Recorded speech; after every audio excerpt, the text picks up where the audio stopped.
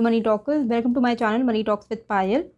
जैसे कि मैंने आपको अपने फ्री टेलीग्राम चैनल में आज 3 इवेंट्स होने वाले जो हैं वो मैंने आपको बताया था। एक है टीसीएस का रिज़ल्ट, एक है India inflation and US inflation. तो इन तीनों के जो डेटा हैं वो आ चुके हैं। इन तीनों को ही हम एक एक करके कवर करेंगे आने वाले नेक्स्ट 3-4 मिनट्स में। सबसे पहले हम देखते हैं कि टीसीएस का रिज़ल्ट कैसा रहा। तो इनका जो Q4 रिज़ल्ट है वहाँ पर हम देख सकते हैं कि टोटल इनकम जो है इनका 60,337 करोड़ का रहा है, जो कि पिछले Q3 में 58,749 करोड़ का था। तो वहाँ से एक अच्छा जंप हमें देखने को मिला है, ऑलमोस्ट 2,000 करोड़ का।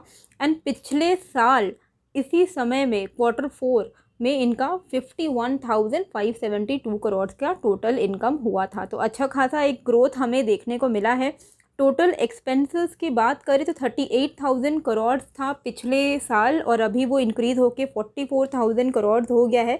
लेकिन अगर हम पिछले क्वार्टर के हिसाब से कंपेयर करें तो एक्सपेंसेस इनके ज़्यादा अभी इंक्रीज़ नहीं हुए हैं। टोटल प्रॉफिट की अगर हम बात करते हैं तो प्रॉफिट इनका अभी 11,436 करोड़ का हुआ है, जो कि पिछले क्वार्टर में 10,883 करोड़ का था एंड पिछले साल इसी क्वार्टर में 9,959 करोड़ का था। तो प्रॉफिट में भी ओवरऑल हमें एक जंप देखने को मिला है।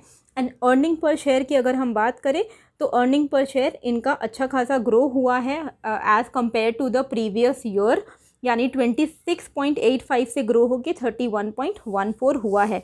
और डिविडेंड जैसे कि इन्होंने पिछले क्वार्टर ही 75 रुपीज़ का डिविडेंड अनाउंस किया था और अभी भी इन्होंने 24 रुपीज़ का डिविडेंड अनाउंस किया है। मैंने आपको ट्विटर चैनल में सब कुछ बता दिया है, उसको कंसोलिडेट करके। परसेंटेज में अगर हम देखें तो रेवेन्यू जो है 14.48% इंक्रीज़ हुआ है ईयर ऑन ईयर बेसिस पे। नेट प्रॉफिट 12.91% इंक्रीज़ हुआ है। अर्निंग पर शेयर जो है इनका 26.85 से 31.14 में इंक्रीज़ हुआ है।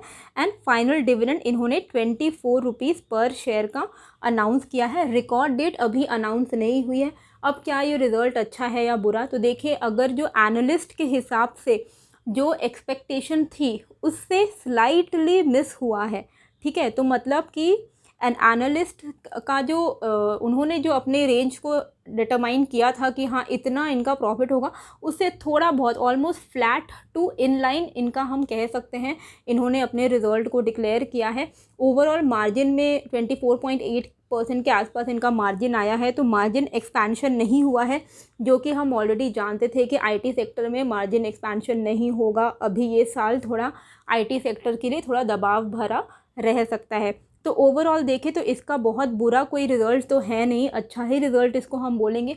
तो बहुत बुरा कोई असर स्टॉक मार्केट में इसका देखने को हमें नहीं मिलना चाहिए। लेकिन टीसीएस की जो प्राइस है वो अभी भी अपने सेक्टर के हिसाब से थोड़ा सा ओवर वैल्यूड है।